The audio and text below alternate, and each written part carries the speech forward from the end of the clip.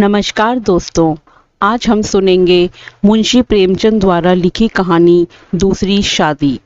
दोस्तों, अगर आपको मेरे चैनल की कहानियाँ अच्छी लगती हों तो मेरे चैनल को सब्सक्राइब कीजिए तथा बेल आइकन भी प्रेस करें ताकि मेरे द्वारा अपलोड की गई कहानियाँ आप तक पहुंच सकें। तो आइए सुनते हैं कहानी दूसरी शादी।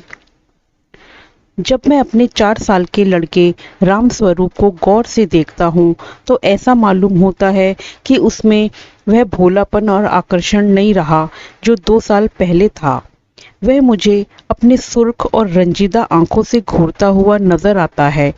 उसकी इस हालत को देखकर मेरा कलेजा कांप उठता है और मुझे वह वादा याद आता है जो मैंने 2 साल हुए उसकी माँ के साथ, जबकि वह मृत्युशैया पर थी, किया था।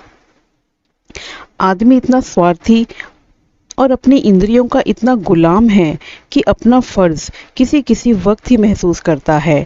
उस दिन जबकि डॉक्टर नाउम्मीद हो चुके थे, उसने रोते हुए मुझसे पूछा था, क्या तुम दूसरी शादी कर लोगे? जरूर कर लेना। फिर चौंक कर कहा, मेरे राम का क्या बनेगा? उसका ख्याल रखना अगर हो सके। मैंने कहा, हाँ हाँ, मैं वादा करता हूँ कि मैं कभी दूसरी शादी ना करूँगा। और राम स्वरूप, तुम उसकी फिक्र ना करो, क्या तुम अच्छी ना होगी? उसने मेरी तरफ हाथ फेंक दिया, जैसे कहा, लो अलविदा। 2 मिनट बाद दुनिया मेरी आंखों में अंधेरी हो गई। राम स्वरूप बेमां का हो गया। 2-3 दिन उसको कलेजे से चिपटाए रखा। आखिर छुट्टी पूरी होने पर उसको पिताजी के सुपुर्द करके मैं फिर अपनी ड्यूटी पर चला गया। 2-3 महीने दिल बहुत उदास रहा। नौकरी की क्योंकि उसके सिवाय चारा न था। दिल में कई मंसूबे बांधता रहा। 2-3 साल तक नौकरी करके रुपया लेकर दुनिया की सैर को निकल जाऊंगा। यह करूंगा, वह करूंगा। अब कहीं दिल नहीं लगता। घर से खत बराबर आ रहे थे कि फलां फलां जगह से नाते आ रहे हैं, आदमी बहुत अच्छे हैं, लड़की अकल की तेज और खूबसूरत है, फिर ऐसी जगह नहीं मिलेगी, आखिर करना ही है, कर लो। हर बार मेरी राय पूछी जाती थी, लेकिन मैं बराबर इनकार किए जाता था। मैं हैरान था कि इंसान किस तरह दूसरी शादी पर आमादा हो सकता है, जबकि उसकी सुंदर और पति प्राणा स्त्री को, जो कि उसके लिए स्वर्ग की एक भेंट थी, भगवान ने एक बार छीन लिया। वक्त बीतता गया, फिर यार दोस्तों के तकाजे शुरू हो गए। कहने लगे, जाने भी दो, औरत पैर की जूती है, जब एक फट गई दूसरी बदल ली। स्त्री का कितना भयानक अपमान है, यह कहकर मैं उनका मुंह बंद कर दिया करता था। जब हमारी सोसाइटी, जिसका इतना बड़ा नाम है, हिंदू विधवा को दोबारा शादी कर देने की इजाज़त नहीं देती, तो मुझको शोभा नहीं देता कि मैं दोबारा एक कुंवारी से शादी कर लूं। जब तलक यह कलंक हमारी कौम से दूर नहीं हो जाता, मैं हरगिज कुंवारी तो दूर की बात है, किसी विधवा से भी ब्याह ना करूंगा। ख्याल आया, चलो नौकरी छोड़कर इसी बात का प्रचार करें, लेकिन मंच पर अपने दिल की ख्यालात जबान पर कैसे लाऊंगा?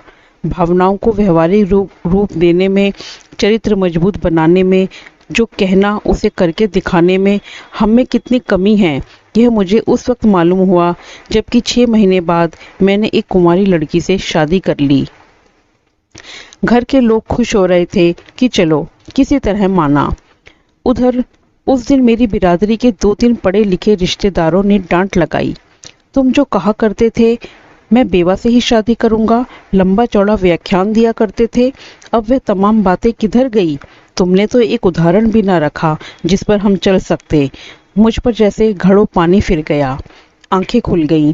जवानी के जोश में क्या कर गुजरा, पुरानी भावनाएं फिर उभर आईं और आज भी मैं उन्हीं विचारों में डूबा हुआ हूँ। सोचा था नौकर लड़के को नहीं संभाल सकता, औरतें ही इस काम के लिए ठीक हैं। ब्याह कर लेने पर जब औरत घर में आएगी तो राम स्वरूप को अपने पास बाहर रख सकूंगा और उसका खासा ख्याल रखूंगा, लेकिन वह सब कुछ गलत अक्षर की तरह मिट गया। राम स्वरूप को आज फिर वापस गांव पिताजी के पास भेजने पर मजबूर हूँ। क्यों, यह किसी से छिपा नहीं। औरत का अपने सौतेले बेटे से प्यार करना एक असंभव बात है। ब्याह के मौके पर सुना था लड़की बड़ी नेक है, स्वजनों का खास ख्याल रखेगी और अपने बेटे की तरह समझेगी। लेकिन सब झूठ। औरत चाहे कितनी नेक दिल हो, वह कभी अपने सौतेले बच्चे से प्यार नहीं कर सकती। और यह हार्दिक दुख वह वादा तोड़ने की सजा है जो कि मैंने एक नेक बेबी से उसके आखिरी वक्त में किया था। तो दोस्तों, ये थी कहानी दूसरी शादी। आशा करती हूँ आपको ये कहानी पसंद आई होगी। इसे लाइक कीजिए, शेयर कीजिए और सब्सक्राइब कीजिए। धन्यवाद।